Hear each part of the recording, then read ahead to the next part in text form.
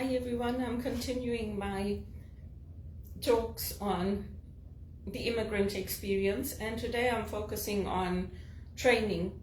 So a lot of people will say good luck, and of course it's well meant, but in life, things are not about luck. Yes, sometimes things align and things come together and things fall into place, but especially in the work world, a lot of it is about training and equipping yourself. So for example, for me as a spiritual director, if you go and you look at my LinkedIn profile and you look at all the courses I had to take over a 7-year period in order to graduate and to hold a master's degree, I put in a lot of work.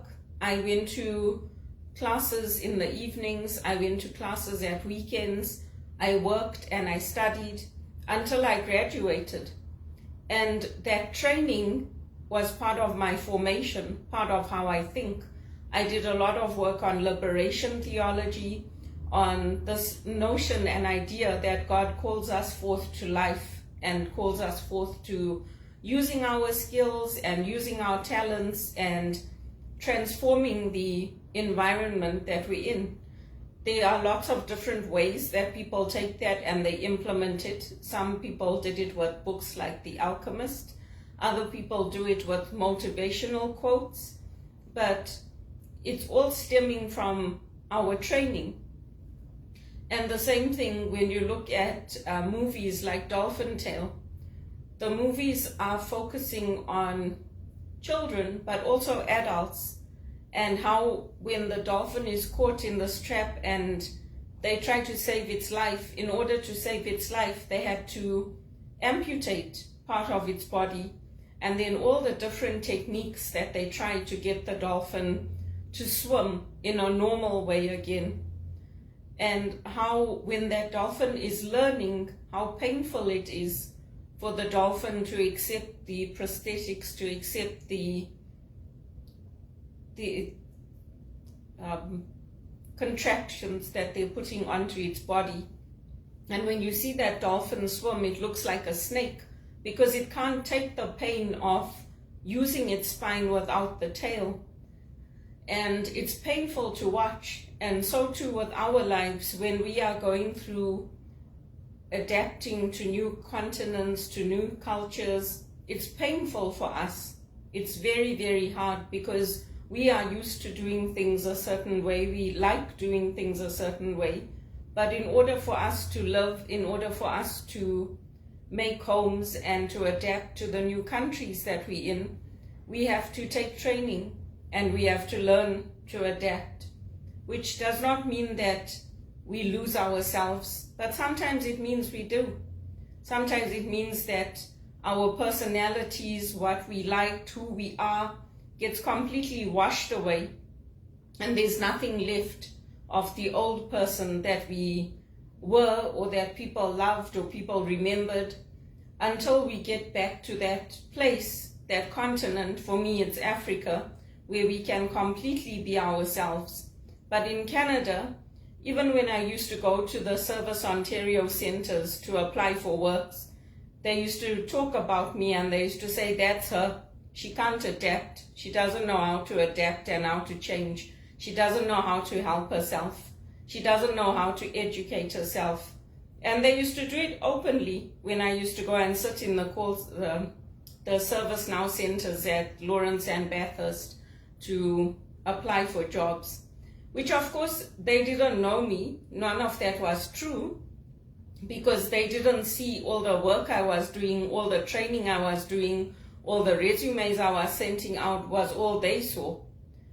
So I used to just keep quiet and ignore it. And sometimes you have to do that. You have to just keep quiet and you have to just keep focusing on your journey and applying what you're learning and taking in the knowledge.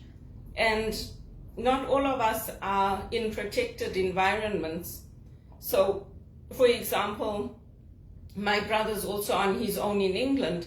If he was here and we were together, that would make a difference for him. He would have us with him and he would have our support with his children. But he's alone in England. He doesn't have any immediate family nearby. And I would be there for him. But at the same time, he made a choice to get married and to live in England. So too with me, I'm making choices. I'm making choices to apply for jobs where I can be under less pressure, where I can be under less stress for my health.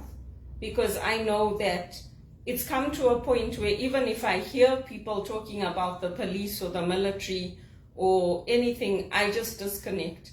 Whether it's on a call for John Maxwell, I hang up, or whether it's on, people talking about their service, because it's too much for me.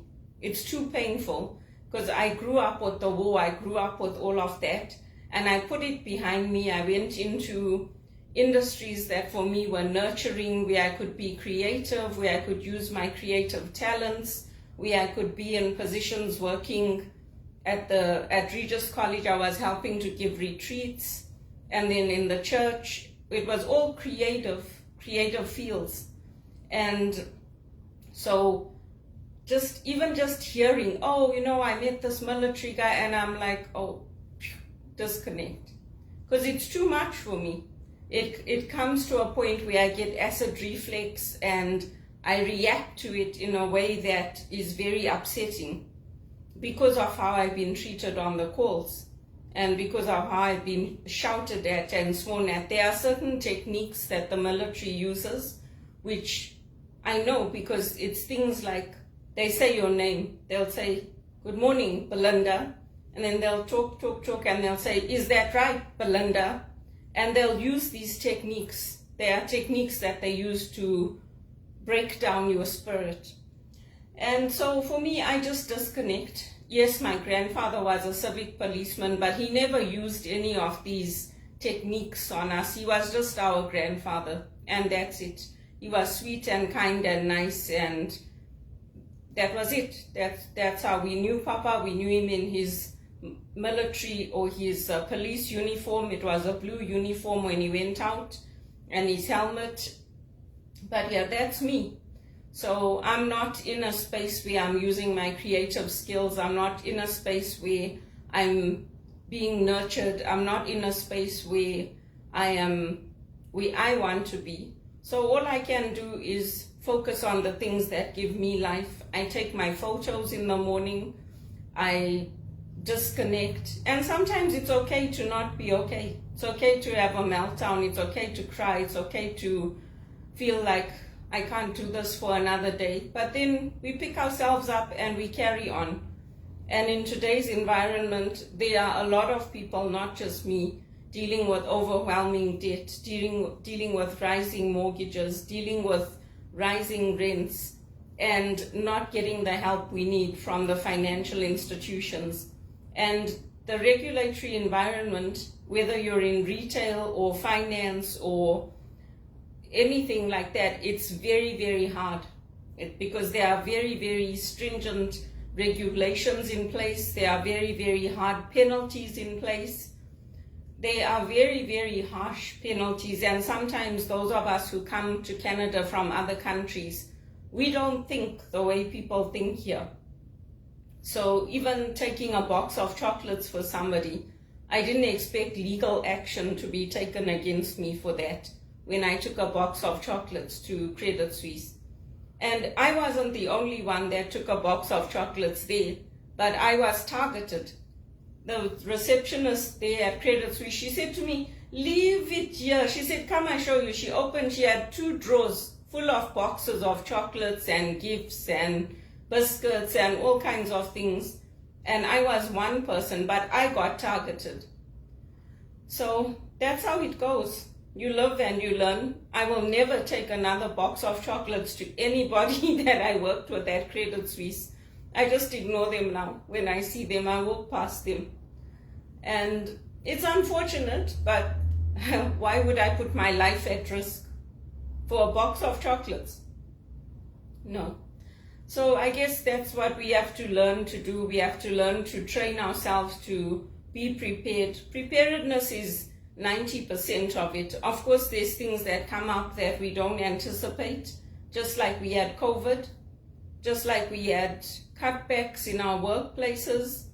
There are always things that come up. Life is not always smooth, but no one travels until we get to heaven and we're walking on streets of gold.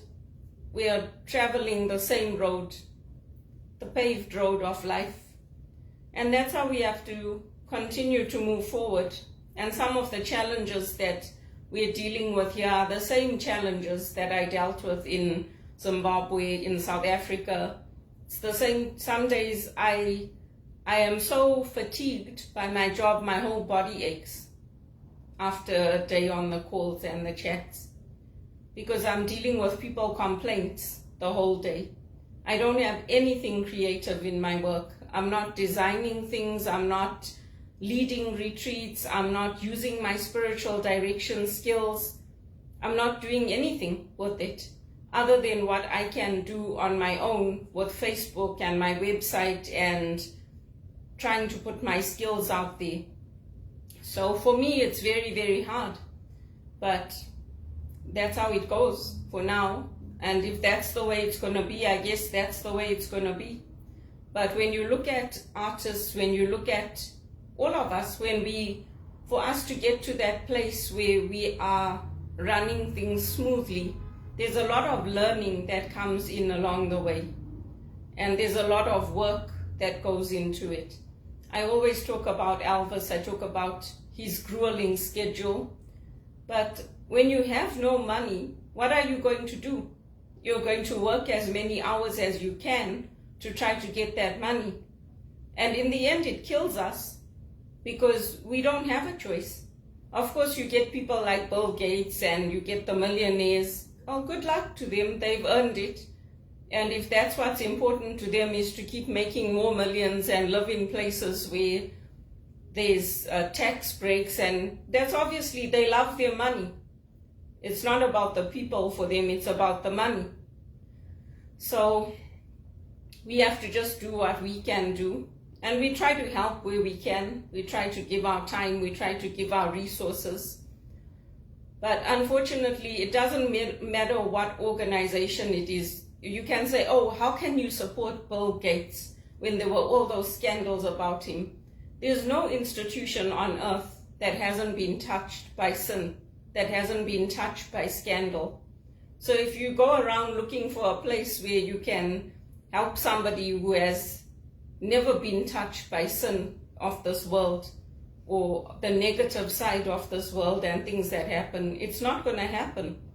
So for me, I just do whatever I can and I carry on. Not to say that I like working with the regulatory environment, not to say that I enjoy it. I don't, because I've had the experience of working in creative industries. I've had the experience of working with advertising companies doing copyright.